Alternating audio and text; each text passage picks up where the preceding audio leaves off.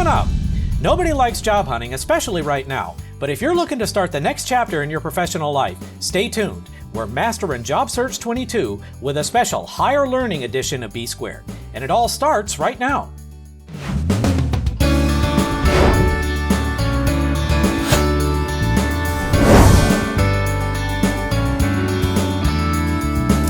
Greetings and welcome, and thanks for tuning in. I'm Brandon Bridges, and this is a special edition of B Squared. So the hot topic right now is the economy, and with it the state of the talent search. Now if you're like me, and who is, you've job hunted at least once in your life. Also, if you're like me, you probably enjoy it about as much as you enjoy going to the dentist. But then again, if you do enjoy going to the dentist, well, who are we to judge?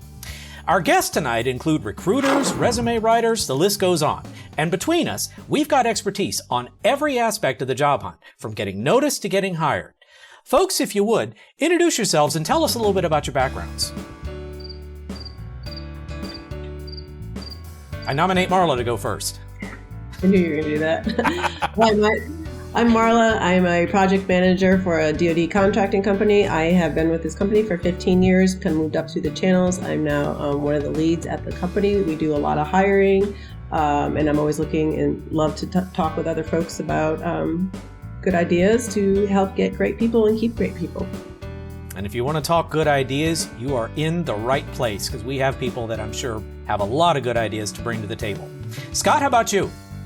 Hi, I'm Scott. I am a resume writer and career coach. Been doing this for approaching 7 years, and at the risk of giving away my age, before this I was a recruiter for almost 20 years.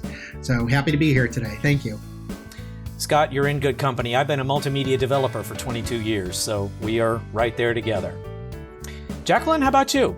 Hi, I'm Jacqueline Martinez. I have been in the HR recruiting world, building companies really for 12 years. And right now I am the head of HR and talent at a technology company based out of California. And I also lead a podcast on personal transformation.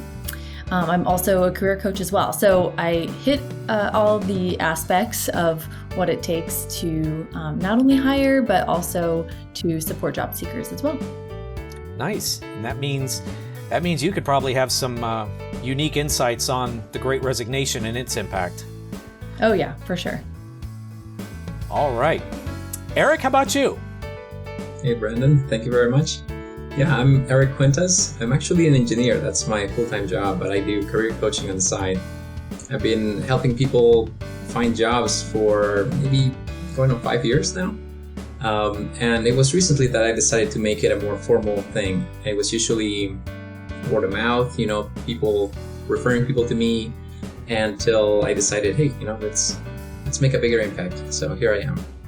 And we're very glad to have you. And we're very glad to have all four of you with us. So thank you all very much for joining us tonight. This is going to be a show among shows.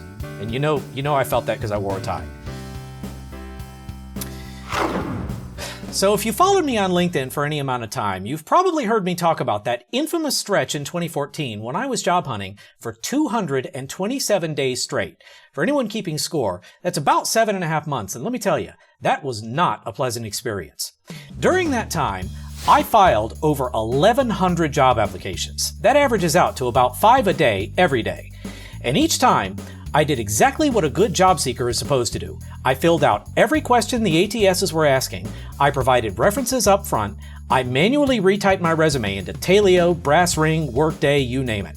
Job seeking was practically a full-time job in itself. So what happened? Of the applications I submitted, more than 900 just outright ghosted me, which I define as no update for 30 days or more after I applied. Almost 200 did nothing but send automated rejection emails. 14 job openings were canceled, which is nobody's fault, it just happens. And there are another 4 that I declined to pursue once I learned more about the company or the role. 4. You heard that right. 4 led to interviews. Of those, I got 2 offers. One for a temp job that didn't last, and one that was actually pretty good, but that I had to move out of state to accept. So when it's all said and done, for all that effort and for being a good job seeker, 98% of the time I was treated pretty poorly by prospective employers. Was I doing it right? Maybe, maybe not. What we're here for tonight is to try to help make it easier on anyone who's out there job hunting than it was for me. So, with that being said, let's dive into the first part of the job seeking experience, which is resume tips. Now, everybody thinks that they have the best resume in the world, and they probably do. It all comes down to a question of formatting. So, what I was taught was that when I'm putting together a resume, I need to list my name, address, phone number, email address, which shouldn't be like tnpir4002@gmail.com, which is my email address, and I need to list every job that I've had for the last 15 years, say. I need to give an exhaustive list of what I did, an exhaustive list of what my accomplishments were, basically try to cover all bases so that a prospective recruiter who's doing a keyword search might pick up on something. That's what I was taught to do, but 227 days of job searching with that paradigm tells me maybe I wasn't doing something quite right on the resume front. So, Scott, you're our expert on resumes, so talk to us about what makes a good resume. Well, I think what you said are all tips that make it a good resume. I don't think there's any question about that. Look, there's formatting, and then there's what's actually going to make a difference. And, yes, I mean, everybody's resume should be, particularly in the U.S. market, different markets are different, but in the U.S. market, your resume should be very accomplishments driven. The reason being that you want to have a lot of bullet points that have achievements so that the recruiter and the employer can visualize, okay, that this individual is not just a doer, they're an achiever, and they can do similar things for us. Part of it is making sure that you're not doing wonky stuff with the resume, that you're keeping it in single column format so that it can easily scan. You've got dozens of applicant tracking systems out there that all read them differently. And the other thing is that making sure that your resume is going to be a reasonably decent match for the job that you're applying to. If you're applying for a job as a police person, a law enforcement officer, and your whole career has been a multimedia developer, and you don't have any experience being in law enforcement, you're probably not necessarily going to get that job unless you can demonstrate a transition in some skills. But it's all about painting a picture for an employer about what you can do for them. The last thing is that there are so many people out there that just don't put time and effort into the resume. They may think they do, but they, haven't bothered to proofread. They haven't formatted it well. Microsoft Word is a difficult program to use. Most people don't come to terms with that. And being able to, I don't know how many people actually know how to use tabs on Microsoft Word, but following best practices on a nice, attractive resume that's not going to look like it was eaten by your dog, that's an important part of it. Agreed. Jacqueline, you're probably the second person after the job seeker themselves to see a resume. So what would you add to that? Thank you. Yeah, I see a lot of resumes. And this might be controversial coming from a recruiter, but I hate resumes. I just think that there's so many problems with the modern resume, right? And they kind of introduce somebody, they just start to, but a person is definitely more than a resume. There's a full story behind it. And so we do our best, right? And Microsoft Word, I don't even have access to Microsoft Word on my computer. I'm just saying. So my, resumes come in the form of little PDF attachments or Google, all the different ways. So when I look at resumes, I'm doing a lot of sourcing on LinkedIn. And so resumes get translated on LinkedIn. And I'm also looking at profiles. Now, not everybody who applies to the jobs that we have needs to have a LinkedIn profile, but the translation is there. And I want to see a good first impression, honestly. So it's like, yes, hi, my name is Brandon, and this is what I'm about in the first couple of lines. After that, the details don't really matter to me. In those first couple of lines, what do you do? Are we a general fit? I'm probably going to reach out and talk to you, and then we can have our conversation. But I'm not going to go through, line by line and critique. And if they say this on line 25, whoop, they're out. I try to look beyond the resume and see what story this resume or this person might tell me if we were to get on the phone. And I'm 100% of the time amazed at what I hear when I meet somebody. So it's really, really hard to use a resume, I think, as a sourcing tool. Unfortunately, it's how it's done. So I have a lot of conversations. I'm just going to put that out there. That's a good breakdown of what a resume brings to you, Jacqueline. So thank you very much for that. So Marla, after the recruiter, you're probably the next person to see a resume. So what do you look for? Thanks. Well, I actually have to agree with Jacqueline on the point of I love the paragraph at the beginning that gives them the little intro. That is true. You definitely can capture the essence of that person and what they're looking for, and what you're looking for. And then from there, I kind of look balance of what they told me and almost look to see if I find those bullets in their resume under some of those jobs. Like if they're working on projects or if they excelled on something, maybe it balances off of one of those bullet points that are in their resume. Another thing that I always have to look at, basically because I'm in contracting, is their education. And that's usually just because it is a requirement. And we've had times that resumes aren't always clear. They'll say sometimes I'm not quite sure if they're working on their degree or if they've actually received their degree. I've went through entire interviews because the wording was incorrect, and we found out were disqualified. And I spent their time and my time because of the way it was worded. So one of the first things I always have to do is I ask them right up front just to confirm, I see you graduated this year with this degree. Did you complete that degree? So I think that's very important to clear because I don't want to take up someone's time because certain jobs do require certain educations. And that's just, time that none of us want to go to waste.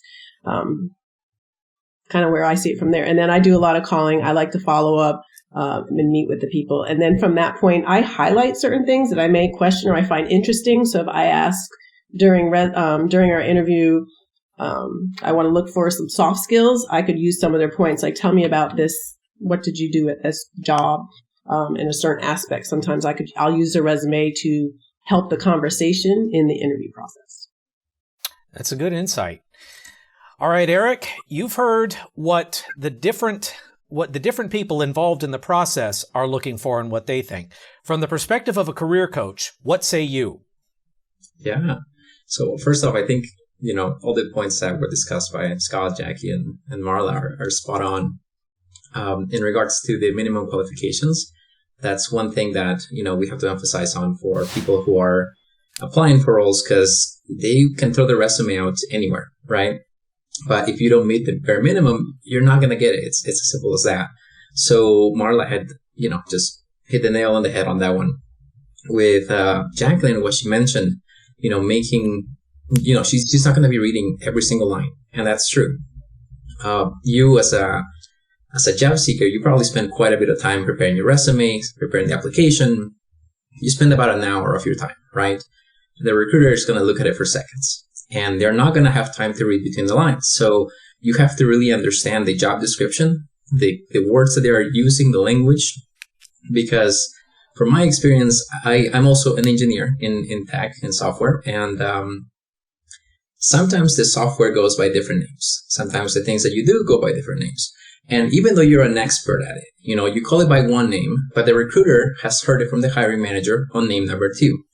If you do not list out name number 2, even though they're the same thing, you're still not going to be seen because they think that's not what I was told. And it's not the recruiter's fault. It's just the name of the game, right? So you have to read the job description. You have to understand what they're looking for and tie it as much as you can. If you just have to switch a word, it's the same thing, then switch the word. It'll get you noticed. And the other thing is showing value. A lot of times people make a huge list of this. I've done this and I've done that. And honestly, it makes you look like you were just following orders. For your whole life, you were just following orders. But the moment you can see beyond the bare actions into what that action resulted in, right? For example, I improved the manufacturing line by 3 units a day. And at first you're thinking, oh, good for me, 3 units a day, right? But look at it long term. In a year, if those units are like $1,000, $2,000, you save a substantial amount, $250,000, right? And so you can put things as in, increase manufacturing line by a certain percentage, an equivalent of X amount of dollars a year, right? And it shows that you understand the value that you bring. You're paying your salary. You're a good investment. And I think from the places that I've seen, the people I look at, the people who understand the value that they bring, they are in a better position to negotiate, to talk, and you can treat them with just in a completely different light, right? Like it's like they're not asking for charity; they know what they bring. So that's a good way to look at it. Other opinions on this? Yeah, I mean, look, my bread and butter is resumes, and I make money doing resumes. But I'm going to tell you, I mean, there's a couple things here. First of all, the word resume in French means summary. It's not meant to be your life story. It's meant to be a bunch of bullet points that are explaining to somebody very quickly what you can do and why you should do it for them. But the resume is just a part of the package. It's one of those things that's kind of a necessary evil. I'm gonna, the job process really is terrible these days. The application process is bordering on evil. And it's one of those things that, it's been motivated by, I mean, take a look at how it's gotten here. I mean, and Jacqueline, I'm sorry if this hits home in a hard way, but, I mean, you get bored with resumes, and the reason being is because it's such an engine. And what happens is that, the average recruiter is going through thousands of resumes a day, right? And of those, they may have 30, 40 open jobs, each of which have 10,000 applicants. You've got 400,000 potential resumes to look for. You don't have time to do that.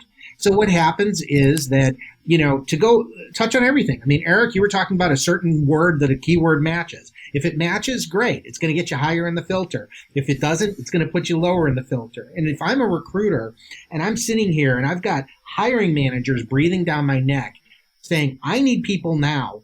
And, I'm working on job A, but job B's manager comes over. I'm going to go through his queue as quickly as possible. Start with the ones that are the highest percentage match. Go for the ones, until I got 5 or 10 resumes that I like. That's it. I'm going to stop at that point because, I fulfilled my, my obligation at that point.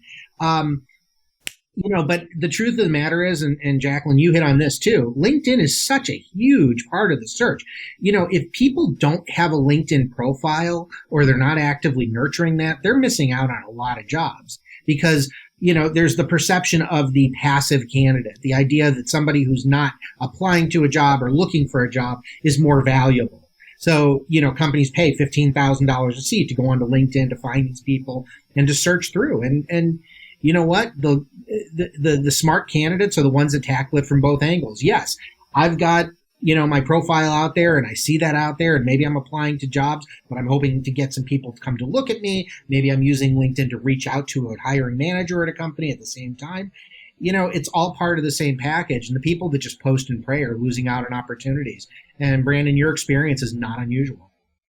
Scott, would you say I always hear some people saying that you shouldn't have it more than 2 pages, or some say it's 4, others say it doesn't matter. What is your take on the whole amount of pages? Yeah. So, the thing about resumes is there's no hard and fast rules. It's all rules of thumb, and I'm sure you've all seen, you ask 10 different people about the same resume, you're going to get 10 different opinions. I mean, the guidelines that I tend to follow is if you're a recent graduate or you've got less than 2 years of experience, 1 page should be sufficient.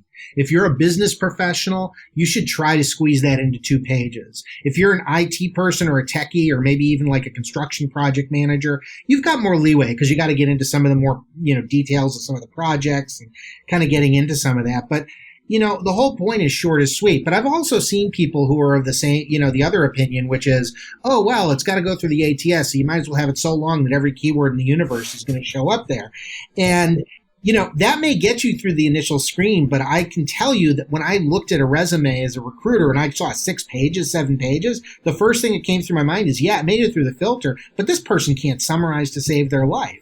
So, it's really kind of it's kind of a moving target. But there is a point to keeping things short. And the other thing is that on a resume, the approach that I like to tell people is show me, don't tell me. Don't tell me you're a good project manager. Show me by the scope of some of the projects you led and what some of the results are. By doing that, you should be able to get multiple layers below that the recruiter or the hiring manager can imply, and that will come out during the interview. Jacqueline, anything?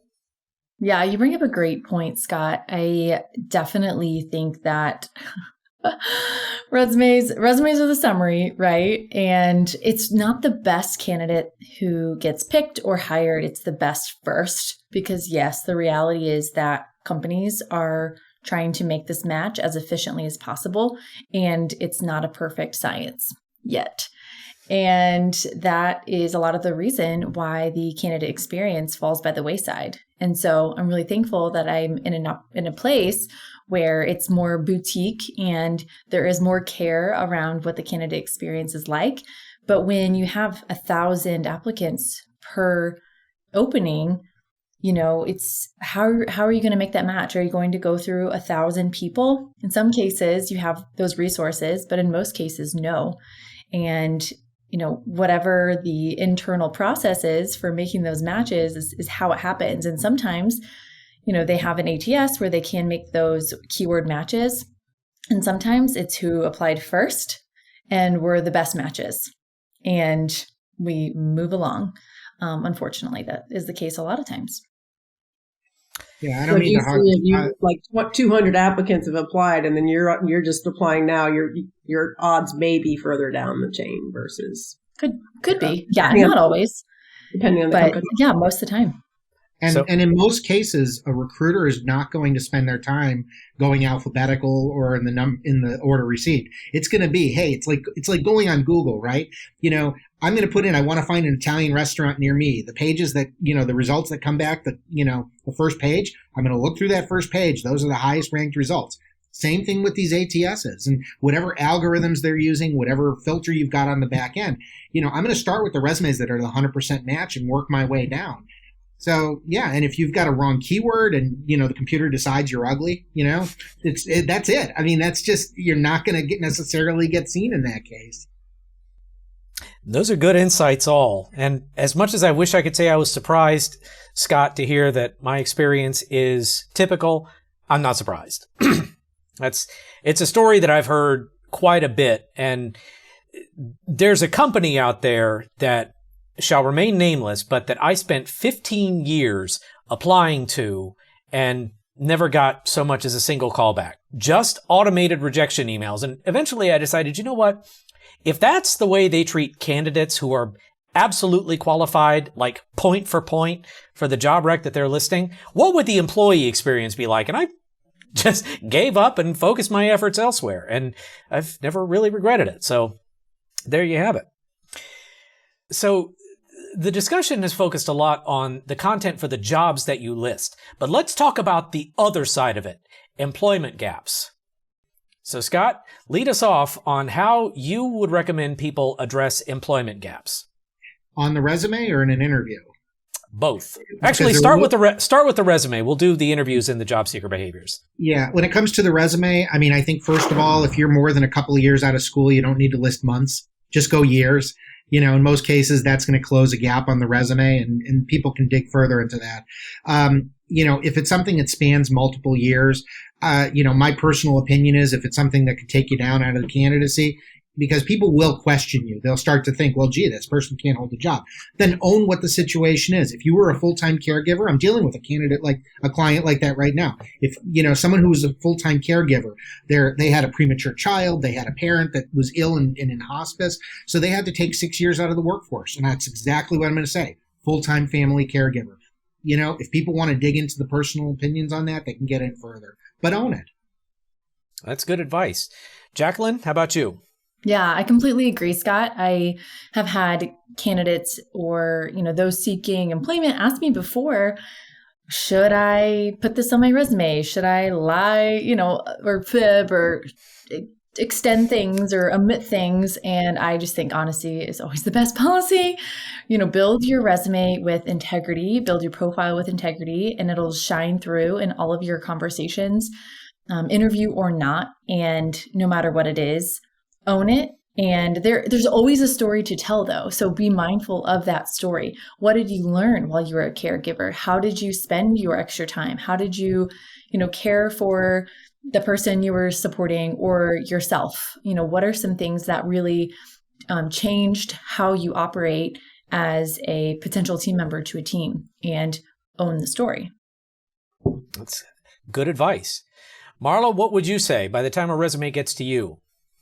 I just have to, I don't discount the resume, but especially if they're qualified, just kind of like they say, if they come into an interview, I'm going to ask with a question. I see there's a gap in your resume. Like I said, I kind of mark things that I might see and I have questions or want to discuss. So I would just ask them those questions. I see there's a gap in your resume. What was that for? And let them give it right back to them to either help themselves or not. I love the way that you phrase that. Eric, how about you? Yeah, with the resume, I always, like Jacqueline said, honesty is the best policy. Just leave it there. If that gap is really affecting you, find another way to get noticed, right? Like through LinkedIn profile, through networking.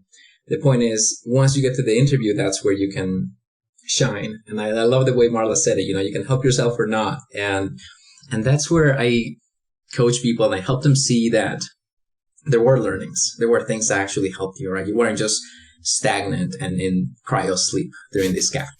And I see a lot of people take it very negatively, and that affects the mood of the interview, right? If you go in and people are like, well, I was laid off and nobody wanted to hire me, and it was really tough. I had self-esteem issues and family, and it just all of a sudden the mood of the interview goes down, right? And then you make the interviewer feel bad, and then nobody wants to feel bad, and all of a sudden you're not in a good spot. But but if you change it, right? Like even if you learn to play an instrument and you're like, yeah, I got laid off during that time, I learned to play the piano, something that everybody told me I was too old to do. I learned what my limits were and who I really am. I took time to explore different fields, an exploration that led me right here to this company and to this job, right? All of a sudden the mood is completely different. And it's because you took control, right? Like whatever question is being asked, ultimately it's your mindset, the way you see yourself, your value, the things you learn that win you somebody's approval. And to me, it's about the feel, right? Like somebody sees that and they're like, man, they took a gap, something that most people see as negative, and you turn it into something positive. And I would like to have somebody like that on my team. So. And Eric, that is a brilliant comment. And I'm jumping ahead a little bit, but from the times that I've interviewed people for jobs, their general mood and attitude when they're talking to you, that's the thing that, at least with me, that's what lingers with me after the interview. I mean, there was a time that I interviewed a couple of people for a graphic artist role, and one jumped out at me as, all right, this person is they have the technical know-how, but they're willing to learn, and they don't seem like someone who would back down from a challenge. And that is what stayed with me for the entire rest of that process. And that is hardly the only example, but you're exactly right. And I wrote down on my behaviors notes, connect with recruiter. So when we get to that point, I want to talk about good ways for job seekers to connect with recruiters and hiring managers.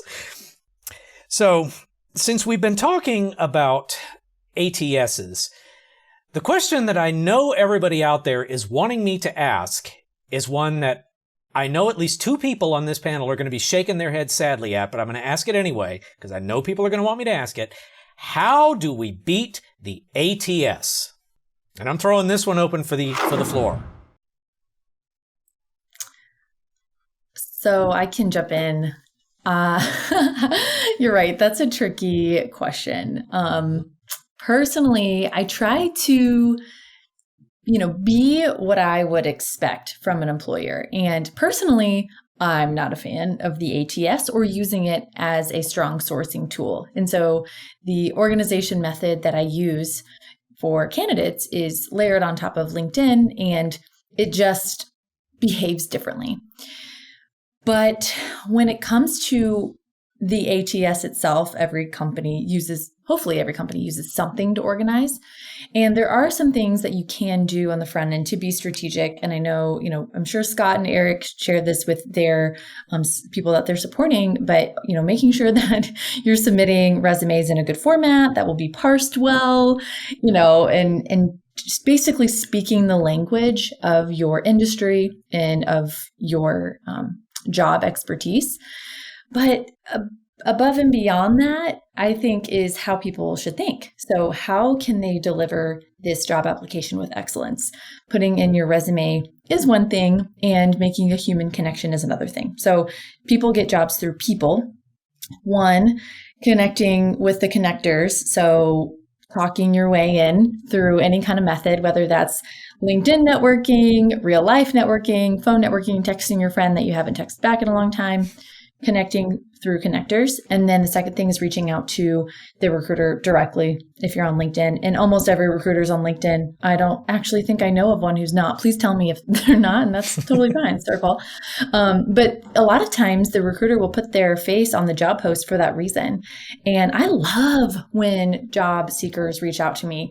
And sometimes they use the standard template that LinkedIn suggests to reach out. And sometimes they get really creative. And especially I hire a lot of creative individuals, and I love when they get creative with their approach. And so I just take all those, conversations at face value and respond to as many as I can. A lot come through. But I think more job seekers think that more people are reaching out than actually do. And I get a lot of messages, but I don't get nearly as many messages as I get applications. So that's definitely make the connection is, I think, the best way to beat the ATS. That's a good insight. Other thoughts? I'll share a thought here. You can't beat the system. Bad systems beat good people. They just do. And, applicant tracking systems, they went into it with the best of intentions, right? Here were employers trying to make recruiters more productive. They're giving them this platform, giving them this tool, and, helping them to organize their day and giving them the analytics and everything. And there's a lot of benefits to a company to that. But, the truth of the matter is, and Jacqueline said this, social engineering is really the key here. And, what I typically recommend is, if you want to game the system, there are ways to do it. Like, for example, I had one client who would take the job description, paste it onto the end of the resume, make it a white font and change it to 1 point. So what it did was it would go ahead and it would read and compare the jobs. And it's like, oh, good, this person's a perfect match. And the recruiter would read it like, what the hell is going on here? But it would make it through the filters. And I don't recommend that approach. Proceed at your own caution. I think that falls under the honesty category. But, there are ways to game that. But, the other part of this is you don't know. A lot of these ATSs allow recruiters to build filters behind the scenes. So even if the job description doesn't say that you've got to use AutoCAD, you can make a filter looking for everybody that applied to that job that has AutoCAD. And you may never see the people that have the top ranked results otherwise. So what I typically recommend to people is step one, take a few minutes, tweak the first third of the first page of the resume. The header, the brag piece, who am I, so that it's a little bit of a closer match to the job that you're applying to. Step two is you go ahead, once you've applied online, you go into LinkedIn and see if you can identify who the hiring manager is. Now, why not the recruiter? Well, in recruiters that are in high volume environments, a lot of them tend to be absolutely buried in candidates and getting calls all day from people saying how wonderful I am. The hiring manager is the one whose problem you're trying to solve. And if you can find the person who's the hiring manager for that job after you've applied, then your resume could show up like a Christmas gift. Christmas morning, here it is. The hiring manager who's used to taking 3 martini lunches is now reduced to going to McDonald's for a Big Mac because they don't have the time to get out for long lunches anymore. And, because they're doing the job of the people that they don't have on their team. So here they are, they're standing in line and they see, they're scrolling, waiting for their fries. And here it is. It's a note on LinkedIn from the candidate, who says, hi, I'd like to introduce myself. I have applied online.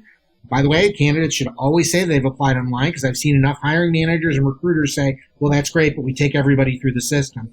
I've applied online. I have the skills you're looking for. Here's my resume. Love to talk to you.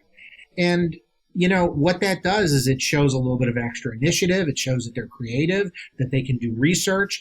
And again, if you manage to reach, it's a crapshoot, but if you can reach the person whose problem you're solving, it could lead to a situation where the recruit manager walks over to the recruiter and says, hey, this person reached out to me. Can you screen them or call them in for an interview?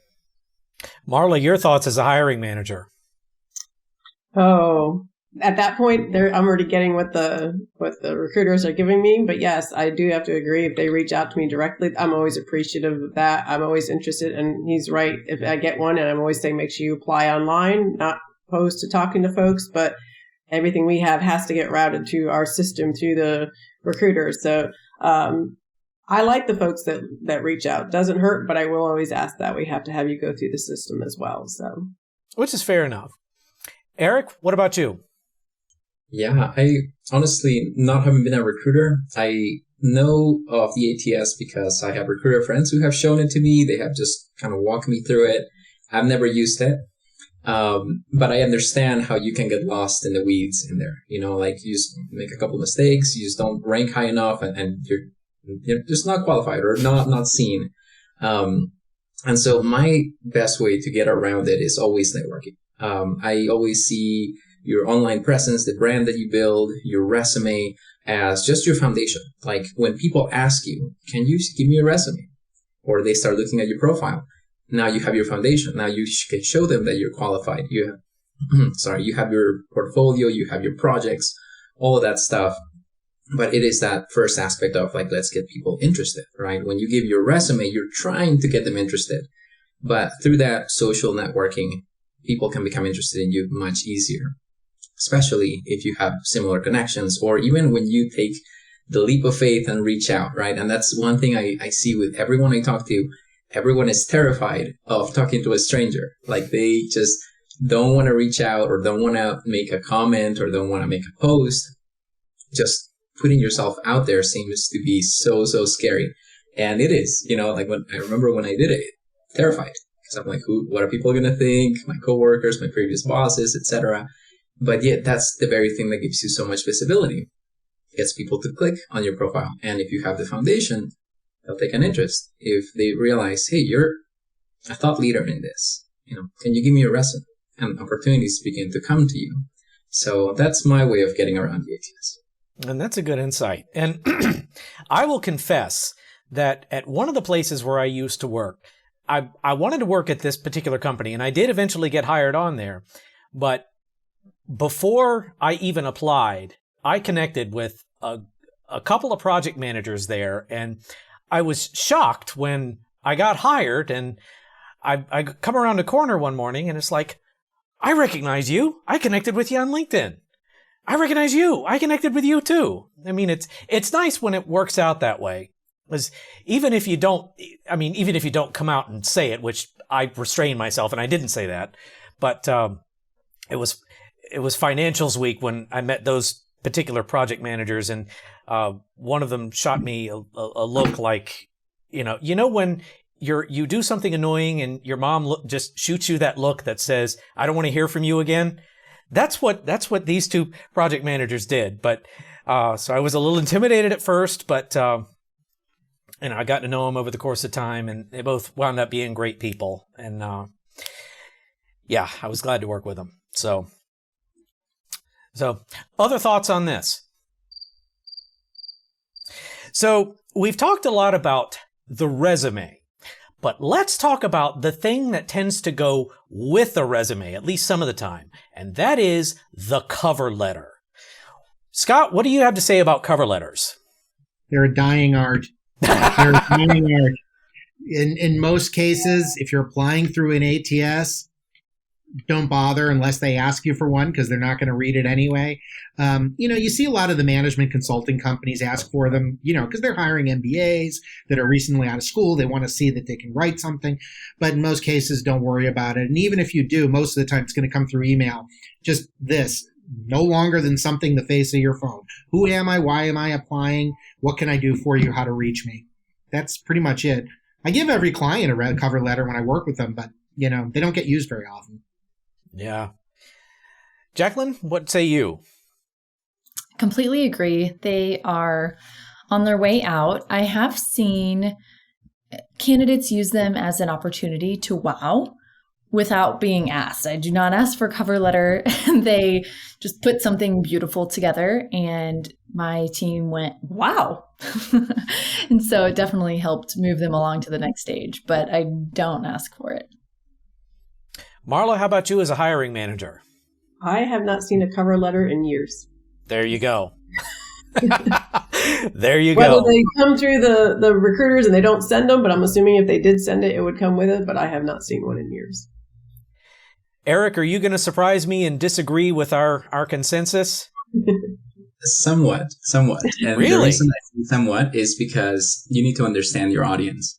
For example, I work a lot with new graduates, and a lot of new graduates are very ambitious, right? They go like, I want to go work with Google, Amazon, Netflix, all these big companies. These companies have thousands. Wait, there are people that actually want to work at Netflix? You learn something new every day. Yeah. And anyways, all of them, they get a lot of applications. You won't see a cover letter because there's just no time. The resume alone, you got 6 seconds, right? But there's a lot of startups. There's a lot of small companies that can get you where you want to be very quickly. It can give you experience. It can get you step up. And if it's your dream to be somewhere, sometimes you have to take that step to take the next one. So smaller companies, 50 employees or less. A lot of times these recruiters, hiring managers, are the ones doing the very hiring and recruiting, right? And so these people, especially startups, especially when it's very young, they want to make sure that they're not just hiring anybody. They want to make sure that they're hiring somebody that believes like they believe. And the cover letter can shine very well with that, right? You tell them about your passions, why you want to go here. And even if it's just a direction, you can say, I love this field.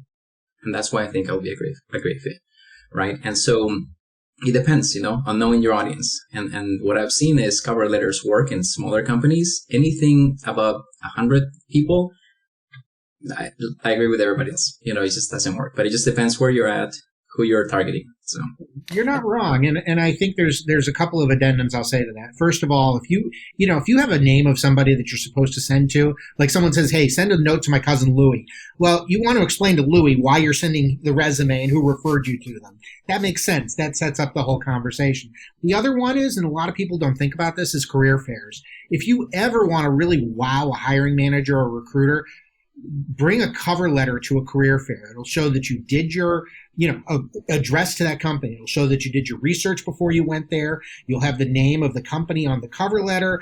It explains who you are and what you are. And in a situation where managers get no more than a minute or two to talk to people, that blows them away.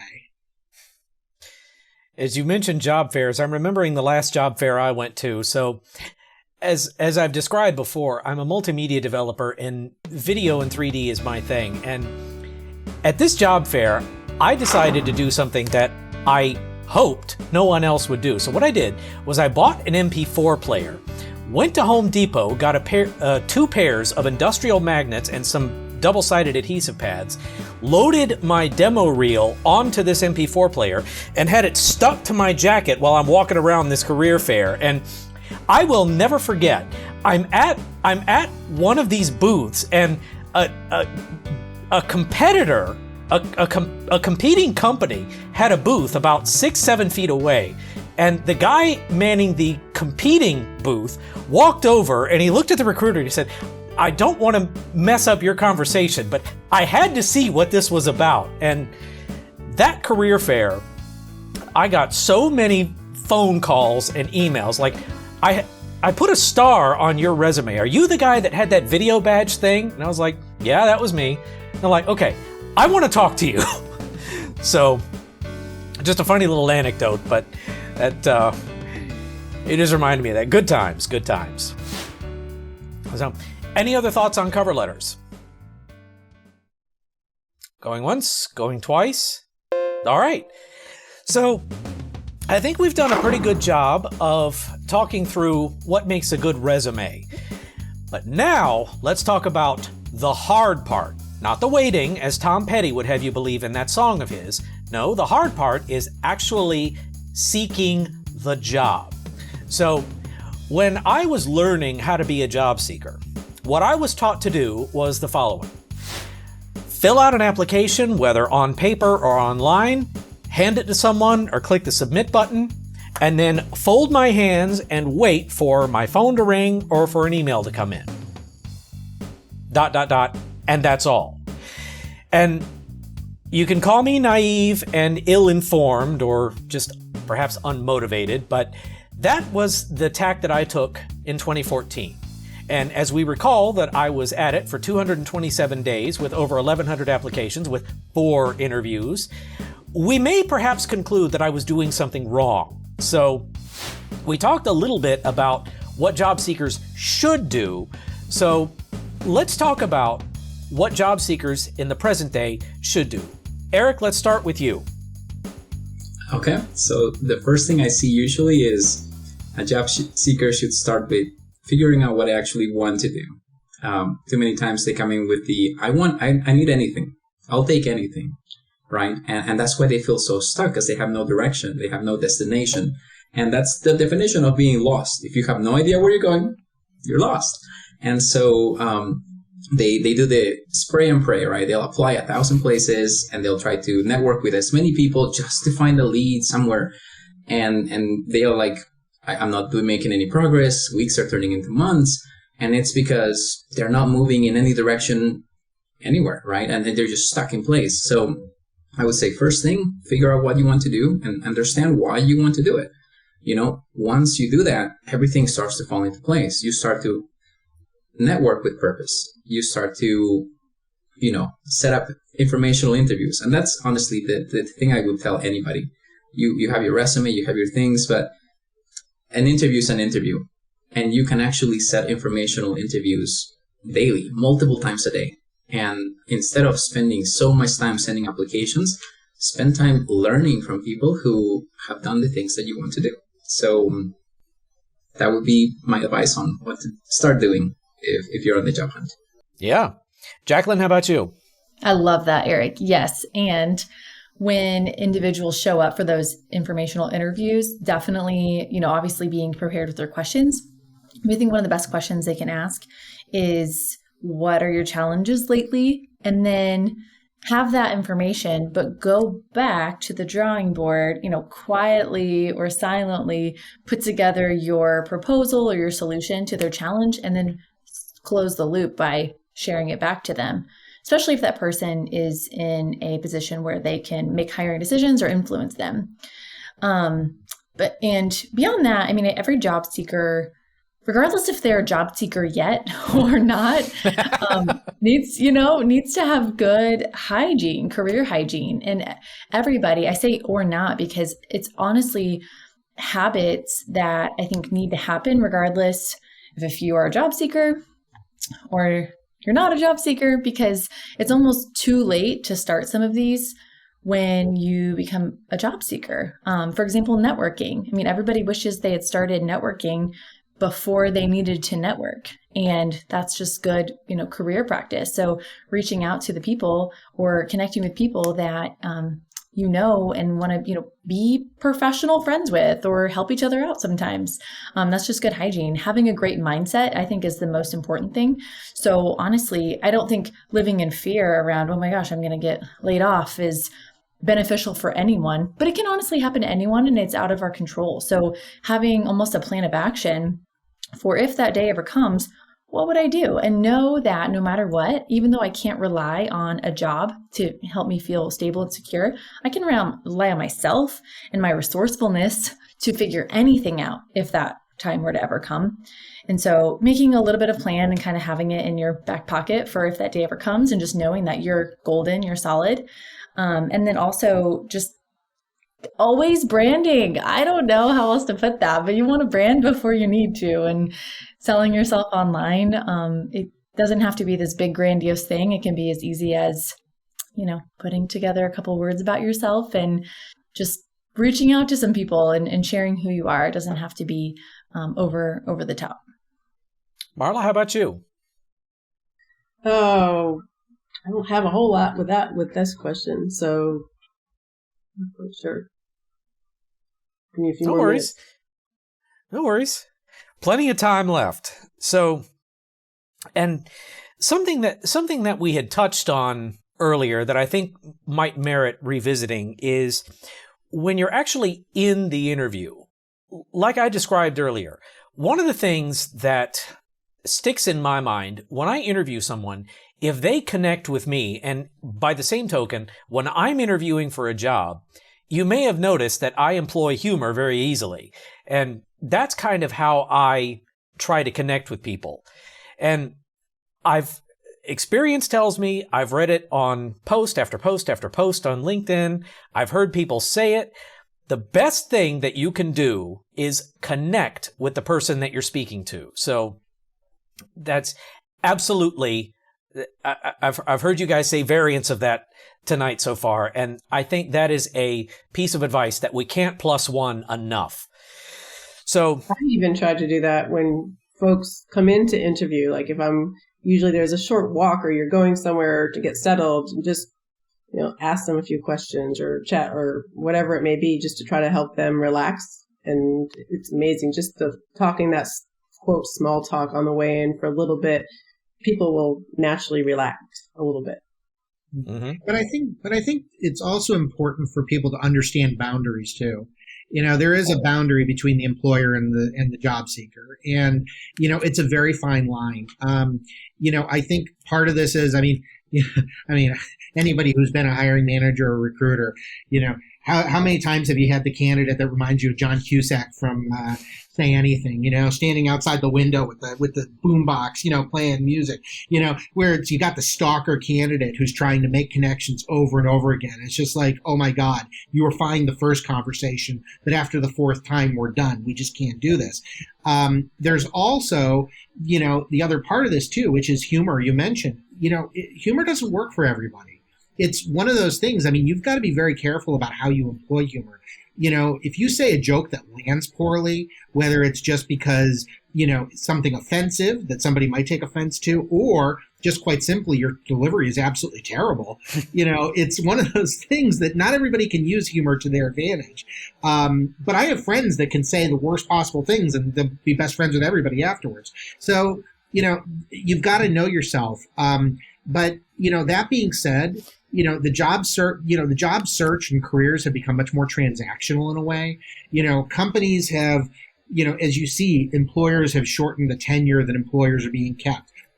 Job seekers are moving jobs more frequently, which means that there's a lot more license to reach out to a total stranger via LinkedIn to ask for an informational conversation or to just present yourself for a job.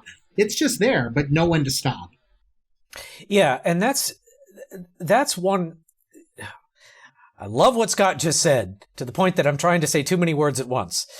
So what Scott just said is an important skill, not just for job seeking, but for anyone trying to survive in the professional world. And that is an ability to read the room, an ability to get a sense for the person or people that you're talking with and that you're sitting in a room with.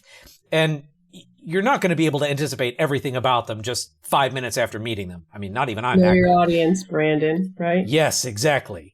And it's easy for us because we're communicators, but for people in less people-centered lines of work, that can be a tough one to master. So the importance of that is something, like I said, that I don't think we can overstate.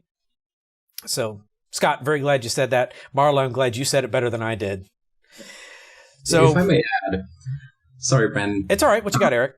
Yeah, that's those boundaries and being able to read the room, that comes through experience. Nobody can just go out there and be like, I'm a master interviewer right after college. My first interview was so bad, I was literally sweating out of there. I was just like, that was horrible. Even if they offer me the job, I'm not going to take it because it was so bad. But that's why all these networking meetings, informational interviews are so important, because they give you all this practice. You learn how to small talk with the right crowd. You learn how to navigate this field, what language they're using, right? And it just becomes so natural that when you go in there, you can read the room, you can say the right things, you can, be able to realize, when is the interview taking a wrong turn? How can I get it back?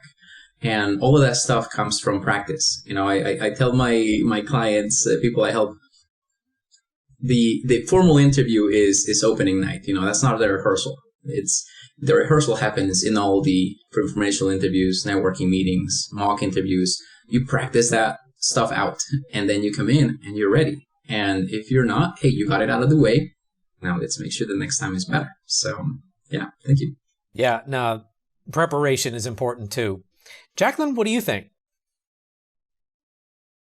Again, Eric, with the fire, we were all practicing being a great communicator at one point. And some people, it takes more practice than others, but communication is absolutely a skill that can be mastered, no matter how introverted or extroverted or anything that we are. And so no matter what our job is, and some people, their job is to interview because they're trying to look for a new, better, or a source of income. It's their job to get better at it, no matter what it is. And I honestly live by this, especially when it comes to interviewing and hiring, is that the way we approach it is more important than what we do to approach it. And so I approach every single interview as an opportunity to connect. I make connection the highest priority. And as the interviewer, it's different, right, than if I'm the job seeker, but I've interviewed as the job seeker, and that was my highest priority. And I haven't gotten every job I've interviewed for by any means, but it certainly helped things. And so learning that is possible for anyone, I truly believe. I'd like to dovetail behind what Jacqueline just said by saying that you mentioned the I word, introvert. I will tell you, and Marla, you can back me up on this, I am about the most introverted person you will ever meet. No joke. And I will tell you on air that I was terrified about tonight. The reason is I'm doing what this podcast set out to do, which is gather people of different backgrounds and of different experience and start a conversation. But at the same time, the thought of talking to strangers is terrifying. So, over the years, I've learned how to kind of compensate for that a little bit, but it's still before everybody logged in, the whole time I'm thinking, how could this go wrong? And then one of the things that I've always said to myself is, well, you dwell on what could go wrong, but think about what could go right. And, it's still, even with people that I know, I've done a number of episodes with people that I call friends, and even with them, right before the cameras roll, there's always that twinge of nervousness. So it stays with you. And there's nothing wrong, I think, with acknowledging that you have those limitations. Like I say, I'm an introvert. And the last time I interviewed for a job, they asked me, what is your biggest weakness? And I said up front, I'm an introvert. Here's how that manifests. I don't speak up in meetings. I like to think about things before I talk. And that does mean that by the time I'm ready to come forward with something, it's reasonably reasoned, if you'll pardon the expression. But that also means that I'm not prone to ready, fire, aim. I do like to think things through and have a reasoned and thoughtful approach to things by the time I'm ready to propose something. So I think that kind of goes to what everyone said earlier, too, about your perspective on things. So that's my pointless anecdote for this half hour anyway. But it's not pointless, actually, because the what's your biggest weakness is one of the most common questions that employers ask. And it's one of the dumbest, too, because, it's a trap, Well, I sometimes get so busy I forget to bathe. Well, what, are you really going to say something like that? No, I mean, I don't get along well with other people. Well, congratulations, you knocked yourself out. What they're looking for with a question like that, by the way, is, and you answered this correctly, they're looking for the self-awareness, which helps build the connection, but also demonstrate that you've been able to grasp it and to work around it and not make it a problem. So, I always ask them too. I do ask that question, but I also say we all have weaknesses. What is yours, and what do you do to help overcome those weaknesses or improve? And you're setting it up far nicer than a lot of employers are. I mean, that's the very thing. I always ask them, of course, your strength and weaknesses, and the big one for the weakness and the strength is, self-awareness. But then I also want to know, okay, well, you're aware of that, but are you doing anything about that? Like, okay, if your weakness is public speaking, okay, well, are you practicing that, or what do you do to improve on that? So everyone's going to have one, but what are you doing about that weakness? And that's what I want to know. Like, what action? I want to hear that action from that. Jacqueline, what do you think? I think that even though I'm very extroverted, I also get nervous before interviews. And so again, it's a skill to be learned and something that you just build and become better at with practice, with intentional practice. When I ask questions especially in the screening interview, it's a shorter interview, sometimes more high level. Again, my highest priority is connection. usually the best conversations come when they feel safe in the conversation. They can trust you. They feel connected. They feel like you actually care. And I do actually care. So that comes through. But I'm always, I think some of the more difficult questions are, why are you looking for a job? Why are you leaving your job? Or why did you leave? And those questions about transition can be sensitive. So it's kind of another weakness conversation. And I'm not trying to have an I gotcha moment at all. I'm really asking, tell me your story. Are we giving you what you're seeking? And sometimes yes, sometimes no. So sometimes I'll have to rephrase it a couple different ways. But the what's your greatest weakness conversation, actually we ask that differently. And one of the questions we ask is, what are the 3 biggest personal development or leadership lessons you've learned in the last year? And then they will, be able to share what the self-reflections that I think we are aiming for. Because honestly, I'm thinking about my biggest weaknesses right now. And I'm like, oh my gosh. I don't even know. It's such a hard question to answer. There's so many different contexts for it. And I think for anyone who's watching, I think we've just heard something that's very, very important to keep in mind when you're going through the job seeking process. And that is, we've said it a couple of times already tonight, but I want to reiterate it, which is everyone that you meet along the way is a person. They're human. And if you reach out to a recruiter, say, you're reaching out to someone who's been through this before, who probably understands how you're feeling. And if you approach them in a reasonable way, I think it's fair to say that you will more than likely get a reasonable response. Jacqueline, what do you think? I'd certainly hope so. Yes, we are human. Some in the workforce don't act very human, unfortunately. And if you come across that, and that's a high value of yours, I would suggest that maybe it's not a great match for you. And that's one way to filter them out. But yeah, if you are strong in your purpose and your sense of purpose, you have good career seeker hygiene, and you're pulling out all the stops, with the best intention, then I think you'll have a pretty good chance of connecting with an actual human. And that's reasonable and logical. So on the subject of filtering out, I touched on this briefly earlier on, but now I want to talk about it in full. And that is, we talk a lot about using sites like LinkedIn for the purposes of networking. There are 2 questions on this topic that I've got. The first of which is, what would you say to people regarding what they post publicly? Like, what are you looking for, and what might constitute a red flag on your part? So, Jacqueline, why don't you start us off? Yeah, that's great. There's something, top of mind. I think the tone of anything you put online needs to be just looked at. It's just like, the tone of how you communicate with someone. In this case, you're communicating to hundreds, sometimes thousands, sometimes hundreds of thousands of people. And so when you think about your intention, I think that's the biggest thing. And when somebody has an intention of, saying like, woe is me, or bringing, kind of victim language, or blaming a former employer, speaking badly about anybody at all, doesn't matter who they are, unless the point is to teach in a respectable way. I think that's just a character issue and possibly an integrity issue. And so I would take another look at intention before posting absolutely anything. And if intention is questioned by someone else, then, putting your ego guard down enough to take another look at it and really reevaluate why you posted it. That's a really good insight. Marla, how about you? You have to really look at the intent. And I think Jacqueline's right too. You look for that respectful post. Everybody has difference of opinions. That's okay. But how are you approaching those difference of opinions?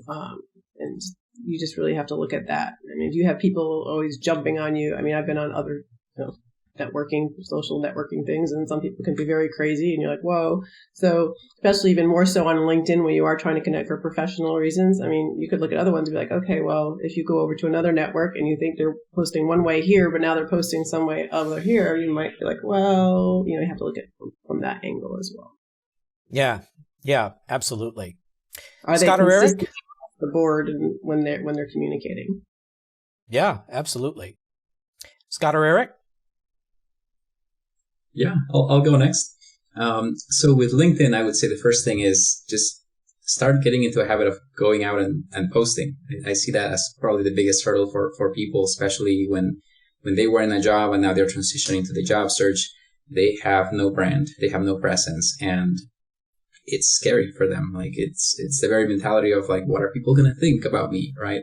And I see it as that becoming such a hurdle that it stops you from being you. And you have to be respectful. You have to have the right intent. And it's also about the content that you put out there, but how you respond to those who engage with you. In my posts, I tend to make conversations with everybody who makes a comment. And I've been told that that's something that people notice.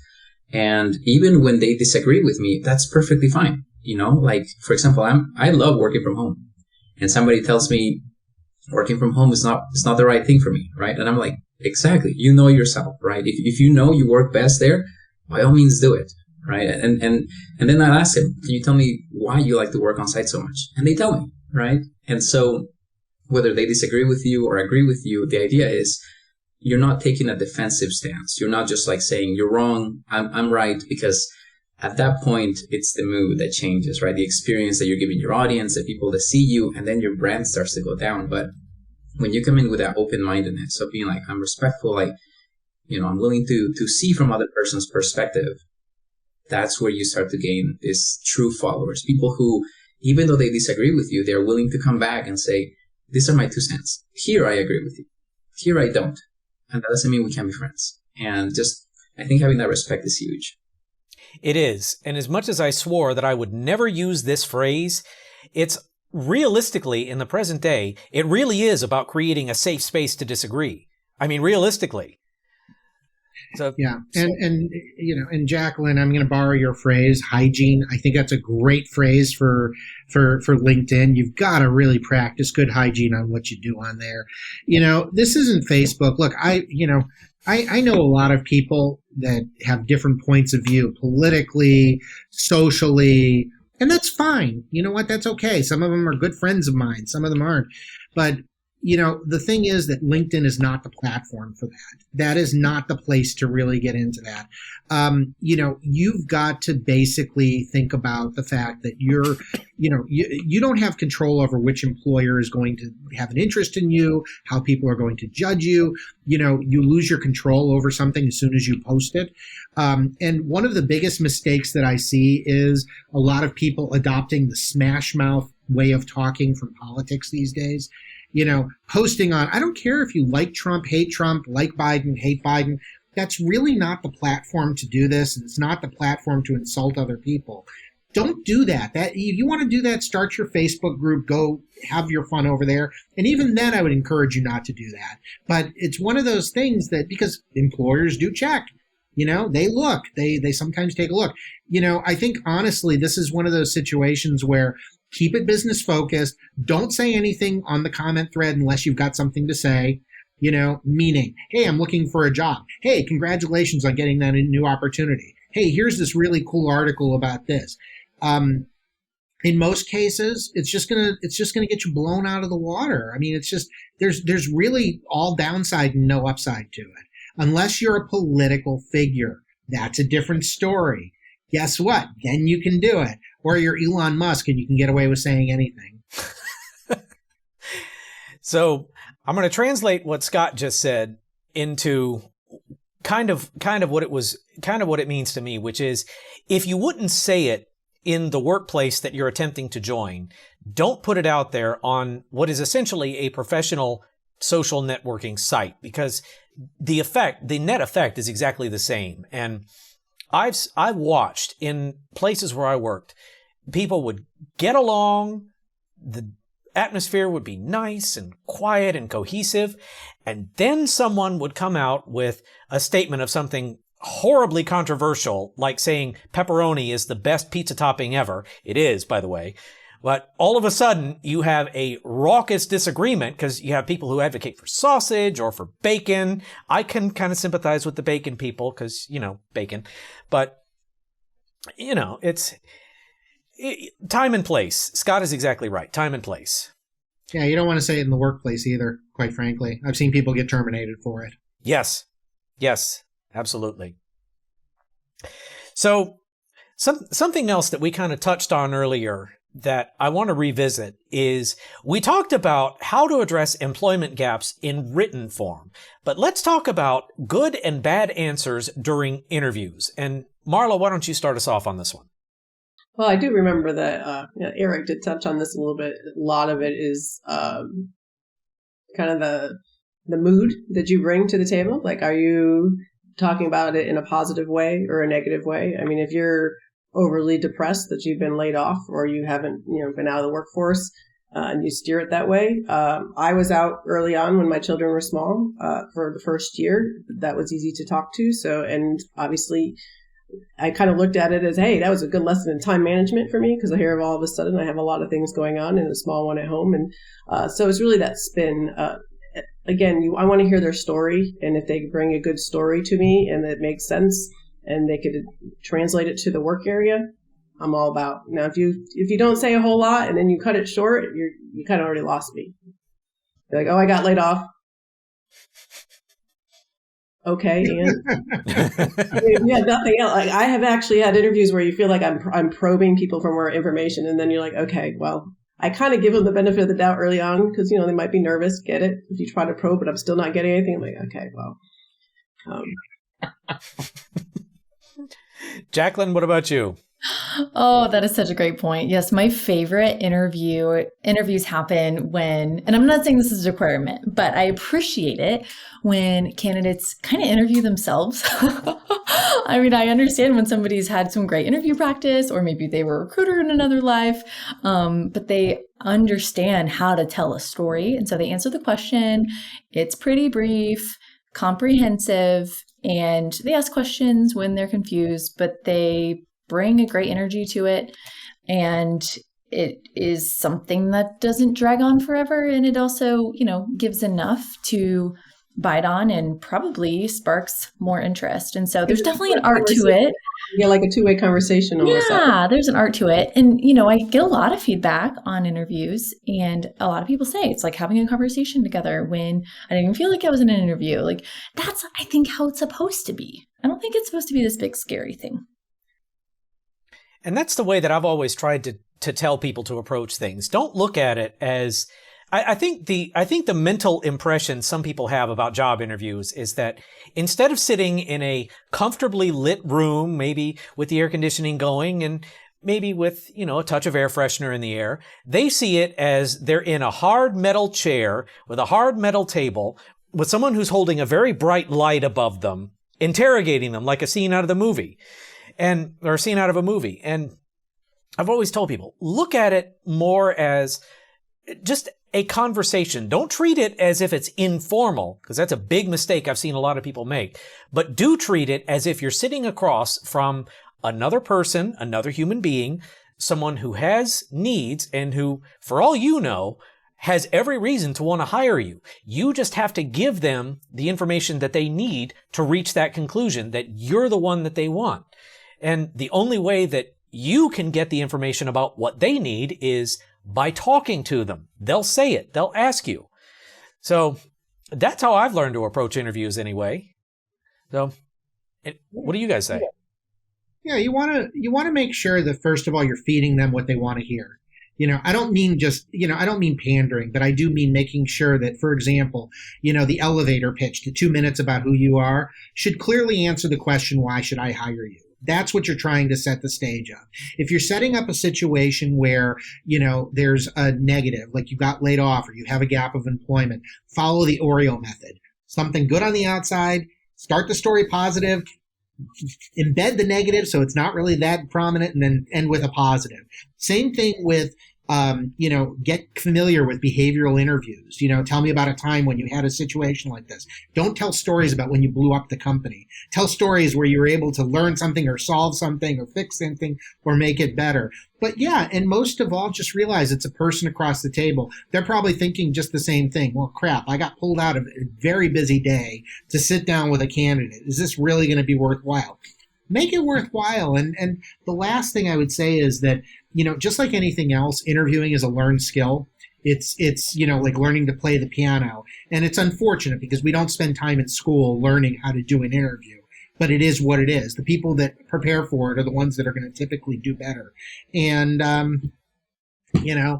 that's just it. So take the time, learn how to have a conversation with somebody, learn how to answer things pointedly and in a way that's going to help demonstrate your benefits. Absolutely. Other comments? Eric, what you got? Yeah. So with interviews, there's two questions that are being answered, right? And sometimes interviewers don't even know these are the questions that they're looking for. And that is, how well can you get the job done and how well can we work together? A lot of people focus so much on the job done, right? Like, I can do this, I can do that, I can do this. But just like Marla gave the example, they give you this one word answer and you're like, I can't communicate with this. How are we going to work together? And you killed it. You just lost the interview because you can't talk to somebody. And so, yeah, I think those are excellent points, with the mood, the energy. People want to make sure that they can work with you because, especially your hiring manager, I heard people say that hiring managers are terrified of making the bad hire. And the more people I talk to, the more I see it. I'm like, yeah, you're married to this person, basically. They can choose to leave because if you say this is not working, then as a hiring manager, it just doesn't look very good. I've been in that position, and honestly, it's tough because it's you have to make it work. You never want to give up on somebody, and it is just it's scary, especially if you're in those shoes and you're just trying to figure out who's the best fit. Absolutely. And the importance of good interview skills is another one of those things that we can't overstate. So here comes another anecdote from my history, but all the way back in 2008, when I joined the workforce, here I was, a young kid jumping into this massive working world with people who, for all I knew, were applying for the same job with years more experience than I had. And I was terrified. But I went through the process anyway. I was very transparent with the people that I interviewed with, and I told them, I'm just starting out, I'm trying to find my way, but I need some experience. And that resonated with the first person that hired me, because when he called me to offer me the job, he said, I recognize that you don't have experience, but the only way to get experience is by getting experience. So you're fresh out of college, hopefully you have a malleable mind so you can learn. So I want you, come work for me. And I've never forgotten that. And I've always tried to keep that in the back of my mind when I'm interviewing people. It's, as I said before, it's more about, with me, it's about connection. And if I think that let me back up. So I can teach technical skills. What I really need is someone that, yes, has a basic understanding of the fundamentals of the job. That's a basic requirement for any job, I think. But what I'm most interested in is someone who can learn when they need to, who is able to find solutions on their own, certainly, but who is also willing to be mentored. And I'm like that because those were the things that helped me succeed in my very first job. And to be clear, that have helped me succeed in every job since then. I always come in confidently, like I know that I can do what you need me to do as long as you're willing to answer questions and help me figure things out. And I've never had anyone say to me, that is an unreasonable expectation. I don't want you. So, what do you guys have to say about that? I have to agree. It's all about expectations. Long as you know what you're hiring, you want to be able to work with the people. I think, like you said, you have to have the basic skills or at least show that you're teachable. But those soft skills are very important. And you're going to know early on in the interview, that's really what you want to know. Obviously, you're going to go down your list. There's certain things you need them to know. But if you know they're teachable and they have the right personality, the soft skills that you need, they're the good candidate. Yeah. Other thoughts? With with me helping people that come out of college, right? And I think that's the biggest trait that they can show, like the ability to communicate well and the ability to just learn. Talking to them and other hiring managers, it's when they look at internships or entry-level roles, like the question is, I just want to make sure you're not going to be a burden. That means I'll teach you how to do it, and then you start to figure out a way to do it, right? Can you learn on your own? Can you ask questions when you need help?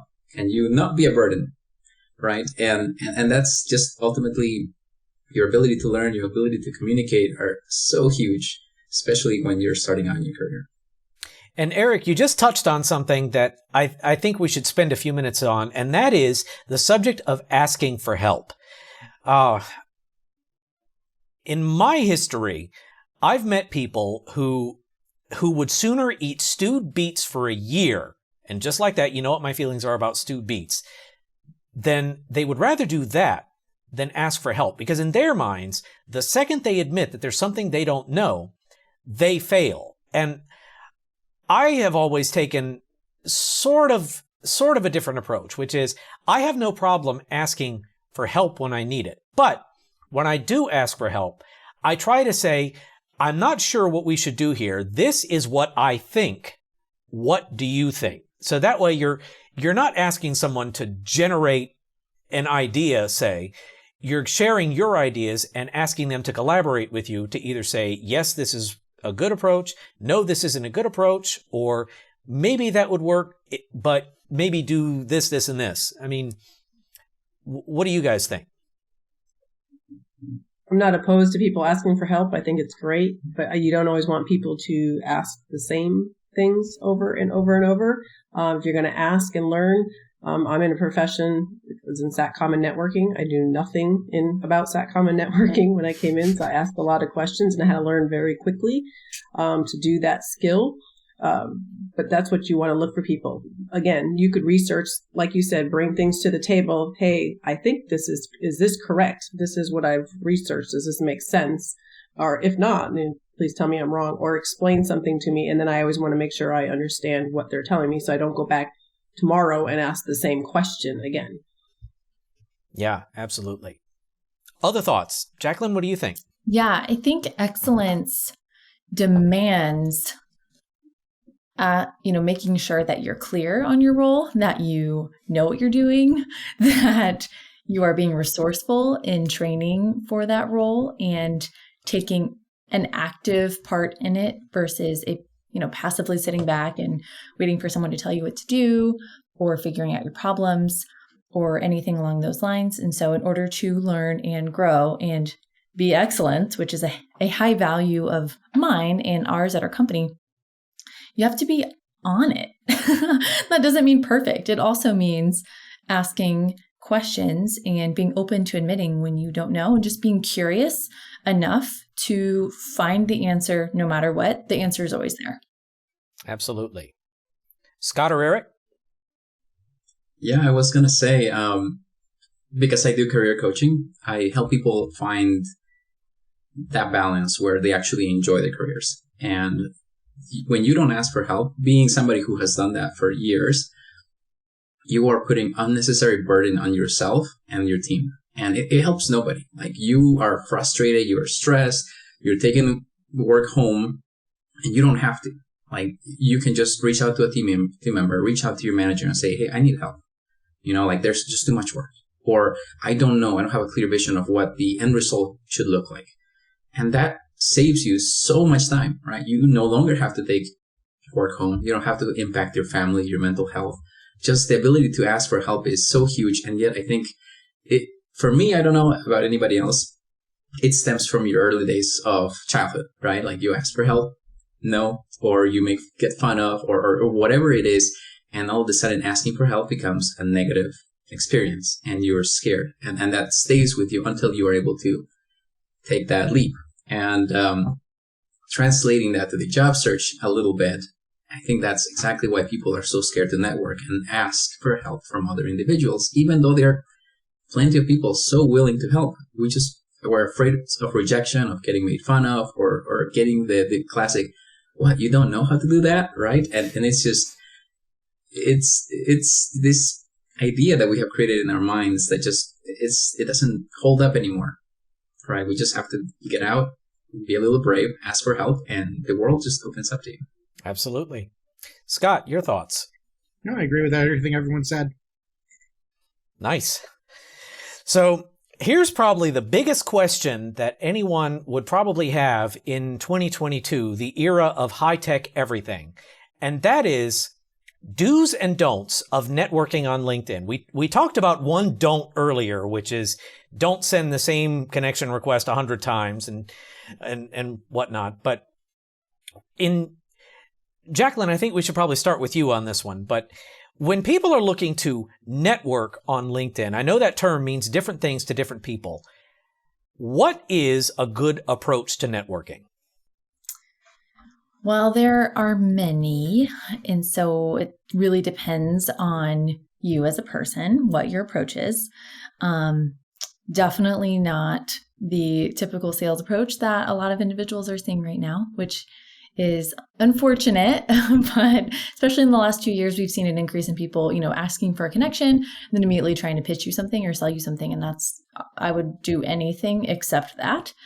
But, being an actual human, doing some research on the person that you're reaching out to, having a purpose with your connection request or in-mail message, and being, very purposeful and maybe innovative. And if you even go above and beyond enough to send them an article they think they might like for their industry, or, teach them something, you'll definitely stand out. And just don't ask for 5 minutes of their time if you have, nothing to offer them, but also keeping in mind that you probably have something to offer them. So just being respectful above everything else. And what Jacqueline just described is something that we deal with in the communication industry a lot, which is, what is the so what? Like, what's in it? The thing that we always, when we're writing like an article, say, the thing that you always have to ask yourself is, the audience is what's in it for me. In other words, if you're writing an article about how much you love classic Camaros, that can be great. And full disclosure, I have a classic Camaro that I absolutely adore. I've even given her a name.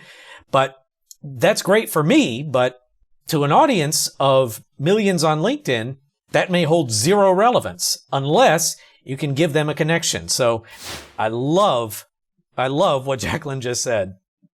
I apologize if I stole anybody's thunder, but I never miss an opportunity to plug the fact that I have a classic Camaro named Rami. So there you go. Marla, how about you? Oh, this is probably not my specialty at all. I probably should be on there more, but no, I do go out there and I comment. I look at a lot of different people's. I try to interact. I don't probably do it enough. I need to take some of Eric's advice to do a little more networking. I naturally am an introvert. But I would like to say I'm an extroverted introvert. Once I'm comfortable or I get to know folks, I'm in a much better environment. So I do push myself. I do try to comment on folks, to collaborate back and forth. One of the reasons I'm here. But yeah, I have to agree with Jacqueline because it's definitely not my thing. So I'll take in some of that advice myself. That's cool. Scott or Eric, what have you guys got? The networking is hard. It's really, really hard. And you've got to be strategic, especially these days when it's like drinking from the fire hose with so many potential contacts. I mean, I think it's always important to be involved in some sort of industry group. For project managers, the PMI is great. A lot of local chapters, great way to be plugged into that community. You've got, a lot of those types of organizations. But I think the other part of this is, rather than, worrying about reaching out to and nurturing every contact you've got on LinkedIn, start with the people you really know. Make sure that you tend to and nurture your contacts. You treat people with dignity and respect. If somebody needs a favor from you, don't be selfish. Help them. And, maybe they'll be able to return the favor in the future. But, give of yourself. That's, the best thing you can do is cultivate a positive reputation and, and relationship by making sure that you're treating your network the best you can do. Absolutely. Eric, how about you? I could talk for days about networking because it's my bread and butter. But And I love what Scott said. It's about giving. And when I talk to job seekers, a lot of times they'll tell me, I tried to network, I tried to send messages, and I get nothing. And a lot of times I'll be like, all right, read me what you sent to them. And you'll be amazed as to how much me's, my's, mine, it's all about the person, right? Like nothing about the person they're reaching out to.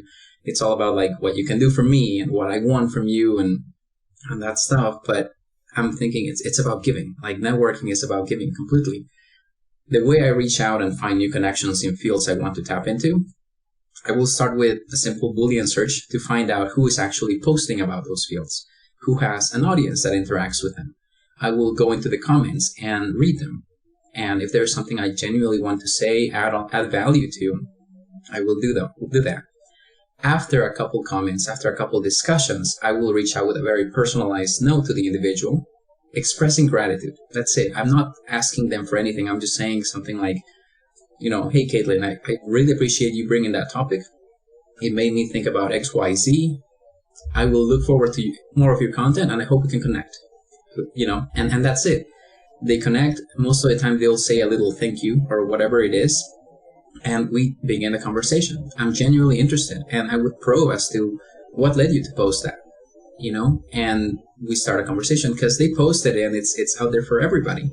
And it, again, small connections, we start talking, and before we know, we are like, people don't do this. LinkedIn has the ability to send voice messages. It's like years ahead, right? You all of a sudden have phone calls almost. And once you have that going, it's extremely easy to ask for a video call. Once you have a video call, you have a face to put in there, you remember the individual, and at the end, it's about what you can give. How can you support them in their posting, in whatever they're doing. A lot of people have podcasts, blogs nowadays. You go out, refer your friends to it, you help them and support them. And when you ask a question, you're not asking them for a job, you just ask them like, can you tell me more about this field? And that's it. And they will say, oh, I don't know, but maybe you can look at this company. And that's a gift. They just gave you their opinion. And the moment they give you their opinion and you actually act on it, as in you go out and you spend an hour researching that company, come back a couple days later and tell them, I want to thank you for your time. I looked at the company you mentioned, and this is what I learned. You give them a list and you tell them, do you know anybody who can tell me more? All of a sudden your network began to grow. And it doesn't take that long, right? It's strategic because you have to find the right people, but it can be so natural. Whereas people are so focused on the me, not so much on the giving. Absolutely. And wise words they are. Well, we're almost out of time, but to wrap up, if you could each share one tidbit of wisdom or experience from your respective areas of responsibility, your AORs, as we say, what would it be? I nominate Scott to go first. Can you clarify the question for me? So we all see, just by virtue of what we do, we all see variations of the same scenario day in and day out. So like Scott, you see resumes day in and day out. Marla, you interview people day in and day out. Jacqueline, you engage with people for purposes of recruiting all the time. And Eric, you see what people do right and do wrong for purposes of job seeking. So if there was one piece of advice or pearl of wisdom that you would want people to know before they come to you or before they come into your area of responsibility, what would it be? Think of it like if you had an FAQ, a frequently asked question, what would FAQ number 1 be? Try harder. What can I do to get noticed? Everyone seems to ignore me. The answer is try harder. Don't worry about, yes, go ahead, apply for the jobs, but, don't let yourself be stuck with fear. Reach out to that hiring manager, reach out to the company, find someone, network, try harder. The people that sit home and posting and praying for a job, they end up with situations where they get 5 contacts out of 2,000 submittals. Yeah. Jacqueline, how about you? That made me laugh, Scott. I agree and would say that really leading yourself through the job seeking process is of utmost importance. And actually being the person who has that amazing, career or job seeker hygiene versus just being, performative about it or just going through the motions, doing the things, but actually being the person who shows up with enthusiasm and it's authentic, will take you very far. Absolutely. Eric? All right. First off, I love Jacqueline's comment on authenticity and enthusiasm. I think the moment you have those is the moment you're golden. Like everything just begins to naturally flow to you. I would personally say my piece of advice is figure out what you want and understand why you want it. A lot of people don't see that, and so they kind of jump into any career.